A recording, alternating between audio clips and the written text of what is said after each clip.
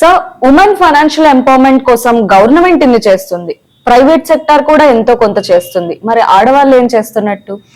ఇప్పుడు financial empowerment కోసం మనం మాట్లాడేటప్పుడు ఏంటంటే జెండర్ బయాస్ ని తీసుకొస్తున్నారు మళ్ళీ. మీరు అంటే ఆల్రెడీ ఉద్యోగాల్లో 50% తీసేసుకున్నారు, వ్యాపారాల్లో కూడా పైకి వచ్చేస్తున్నారు. ఇప్పుడు ఇన్వెస్ట్మెంట్లో కూడా gender biased kind of investments అనేటువంటి గవర్నమెంట్ వాళ్ళే తీసుకొస్తున్నారు. సుకన్య సమృద్ధి అని, మహిళా సన్మాన్ సర్టిఫికేట్ అని చెప్పేసి అని. సో సుకన్య సమృద్ధి అని చెప్తున్నారు కానీ పురుష సమృద్ధి అనేటువంటి స్కీమ్ అనేటువంటిది లేదు. మహిళా సన్మాన్ నిధి అని చెప్పేసి అని పెట్టారు. అంటే మరి మగవాళ్ళు ఇంతవరకు దేశాన్ని అభివృద్ధి చేసిందని అంతటిని కూడా పక్కన పెట్టేస్తున్నారు.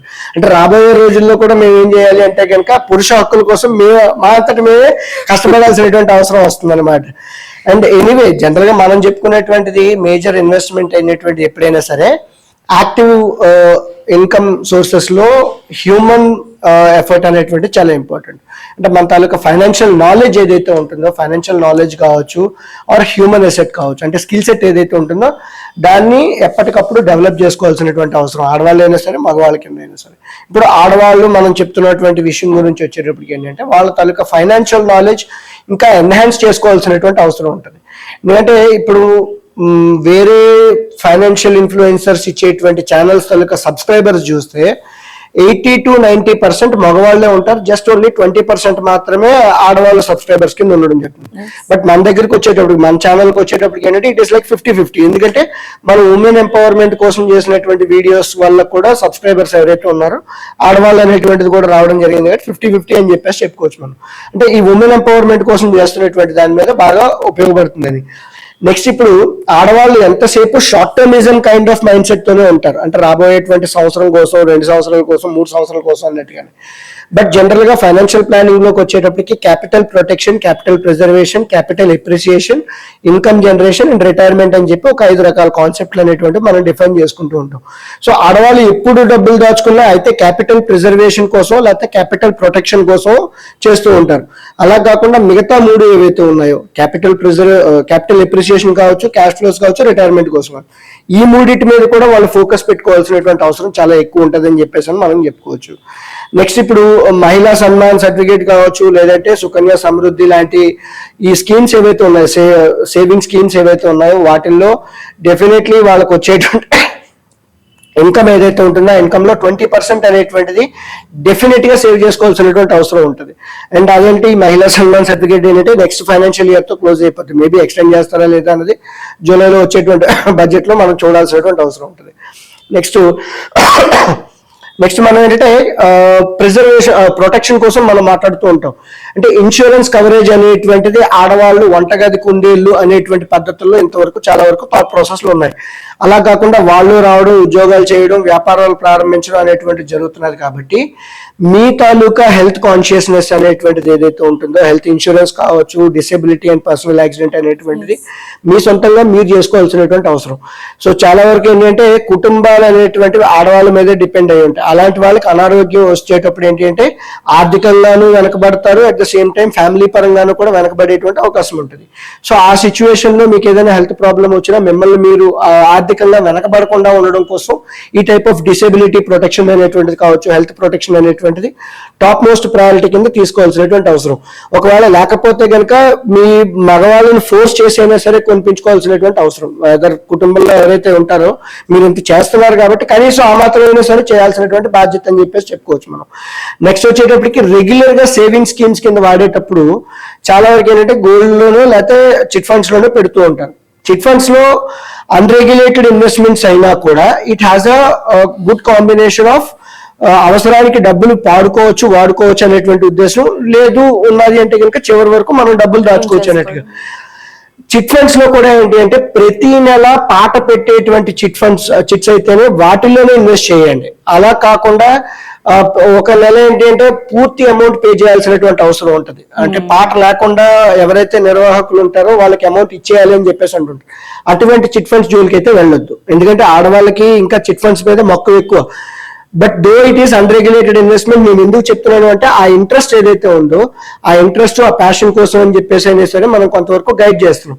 అసలు చిట్ ఫండ్స్ వల్ల నష్టాలే ఎక్కువ, బట్ స్టిల్ మీకు ఆ ప్యాషన్ ఉంది కాబట్టి ఓకే, ప్రతి నెల పాటల ఉండేటువంటిది ఏదైతే ఉంటుందో అలాంటి వాటికి మాత్రమే ఇన్వెస్ట్ చేసుకోండి అని చెప్పేసి అని. నెక్స్ట్ మ్యూచువల్ ఫండ్స్ కావచ్చు, తర్వాత ఎస్ఐపి ఏదైతే ఉందో ఎస్ఐపి కావచ్చు, రికరింగ్ డిపాజిట్స్ ఏవైతే ఉన్నాయో రికరింగ్ డిపాజిట్స్ కావచ్చు, గోల్డ్ స్కామ్స్ కాకుండా గోల్డ్ స్కీమ్స్ ఏవైతే ఉన్నాయో సో వాటిల్లో ఇన్వెస్ట్ చేసుకోవడం. అంటే బంగారం తాలూకా షాపుల్లో ఏవైతే ఉన్నాయో 10 నెలలు మీరు కట్టండి, 12 నెలల్లో మేము కడతాము, ఆ టైప్ ఆఫ్ స్కీమ్స్ ఏవైతే ఉంటాయో అవన్నీ స్కీమ్స్ కాదు, స్కామ్స్ యాక్చువల్ గా.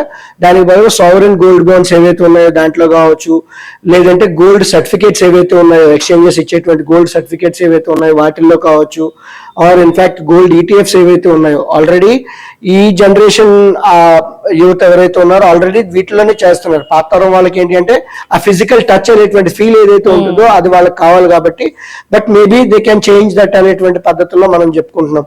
నెక్స్ట్ వచ్చేటప్పటికి రిటైర్మెంట్ కోసం మనం మాట్లాడుకున్నాం, ఎందుకంటే capital appreciation, income generating and retirement అని చెప్పేసి. సో రిటైర్మెంట్ కోసం వచ్చేటప్పటికైతే ఆబ్వియస్లీ ఎన్పిఎస్ కావచ్చు, ప్రావిడెంట్ ఫండ్ కావచ్చు, అట్ ద సేమ్ టైం మనం చెప్పుకోవాల్సి వచ్చినప్పుడు ఈక్విటీ లింక్డ్ సేవింగ్ స్కీమ్స్ ఏవైతే ఉన్నాయో so combination of tax savings plus long term growth appreciation అనేటువంటిది వస్తూ ఉంటాయి. కాబట్టి ఈ టైప్ ఆఫ్ ఇన్వెస్ట్మెంట్స్ ఏవైతే ఉన్నాయో అవి చేసుకోవచ్చు అని చెప్పేసి చెప్పొచ్చు. లంసమ్ అమౌంట్ వచ్చేటప్పటికైతే కనుక కొన్నిసార్లు ఏంటంటే మనం చీటీ డబ్బులు దాచుకున్నప్పుడు కావచ్చు, లేదంటే బంగారం తాలూకా డబ్బులు కావచ్చు, లేదంటే పేరెంట్స్ దగ్గర నుంచి అమౌంట్ ఏమైనా వచ్చినప్పుడు కానీ, సిబ్లింగ్స్ దగ్గర నుంచి ఎప్పుడైనా అమౌంట్ వచ్చినప్పుడు ఏంటి అంటే మనం ఉమెన్ ఎంపవర్మెంట్ కోసం మనం మాట్లాడుతున్నాం. సో వ్యాపారం మీరు ప్రారంభించుకోవడం కోసం అని చెప్పేసి వాటికి ఇది మూలధనం కింద ఈక్విటీ క్యాపిటల్ కింద పెట్టుకోవడం, మీతో పాటు same kind of thought process ఉన్న ఆడవాళ్ళు ఎవరైనా ఉంటే కనుక వాళ్ళతో కలిపి వ్యాపారాన్ని అనేటువంటి స్టార్ట్ చేసుకోవడం. ఎగ్జాంపుల్ చెప్పుకోవాల్సి వచ్చినప్పుడు ఏంటంటే నీకు ఫుడ్ బిజినెస్ స్టార్ట్ చేయాలని ఉంది, శ్రీవల్లి కూడా ఫుడ్ బిజినెస్ స్టార్ట్ చేయాలని ఉంది. మేబీ ఆ టైప్ ఆఫ్ సినర్జీస్ ఏమైనా వచ్చేటప్పుడు మీ రాబోయేటువంటి 5 ఏళ్లకో 10 ఏళ్లకో 25 లక్షలు 30 లక్షలు పోగేసుకొని కావాలంటే ఈ టైప్ ఆఫ్ బిజినెసెస్ అనేటువంటి స్టార్ట్ చేసుకోవచ్చు.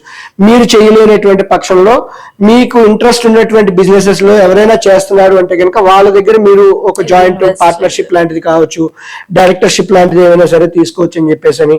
ఇవేవి కాదు సార్ మాకు అంత నాలెడ్జ్ లేదు అనుకునేటప్పుడు డైరెక్ట్ గా equity oriented kind of mutual funds లోనో లేదంటే స్టాక్స్ లోనో డైరెక్ట్ గా ఇన్వెస్ట్ చేసుకోవచ్చు. సో మనం ఏంటంటే ఓవరాల్ గా ఎకానమీని ప్రొడక్టివ్ గా చేయడానికి కావాల్సినటువంటి పెట్టుబడి కోసం మనం మాట్లాడుతున్నాం. హ్యూమన్ అసెట్స్ కావచ్చు, ఫైనాన్షియల్ నాలెడ్జ్ కావచ్చు, మీ తాలూకా equity oriented kind of capital ఏదైతే ఉందో ఇవన్నీ చాలా ఇంపార్టెంట్ అని చెప్పేసి అని. నెక్స్ట్ లాస్ట్ పాయింట్ కింద మనం చెప్పుకోవాల్సి వచ్చినప్పుడు ఫార్మల్ క్రెడిట్ అనేటువంటిది ఏదైతే మనం మాట్లాడుకున్నాం.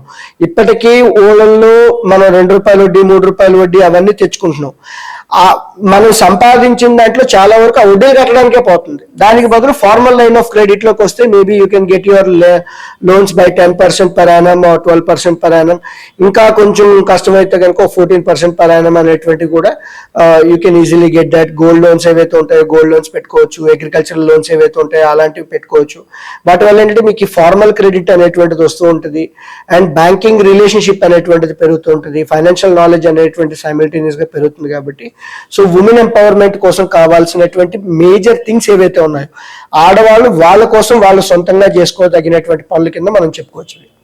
Okay, thank you sir, thank you so much. ఆడవాళ్ళు లోన్స్ ఎలా తీసుకోవాలి, అన్రెగ్యులేటెడ్ గా ఎలా ఉండాలి, రెగ్యులేటెడ్ థింగ్స్ లో ఎలా ఇన్వెస్ట్ చేయాలి, అండ్ వాళ్ళు వాళ్ళ సొంత ఎదుగుదల కోసం వాళ్ళు ఎలా నిలబడాలి, ఎలా ఆలోచించాలి అన్న విషయాలు చాలా బాగా చెప్పారు sir. Thank you so much for your information sir. Thank you.